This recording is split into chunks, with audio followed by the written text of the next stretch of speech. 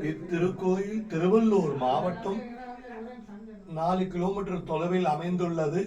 கொசவம்பாளையம் கிராமம். ஸ்ரீ ஸ்ரீதேவி பூமிதேவி சமேத ஸ்ரீ வைகுண்ட வாச பெருமாள். எம்பெருமான் தெற்க பார்த்திருக்கார். எம்பெருமான் அவர் வா என்று அழைக்கிறார். பக்தாலை வா என்று இந்த கையில அழிச்சுட்டு இந்த கையில ஆசீர்வாதம் பண்றார். திரு மார்பலட்சுமி எம்பெருமான் பஞ்சகற்புரம் சாத்தின்றிருக்கார்.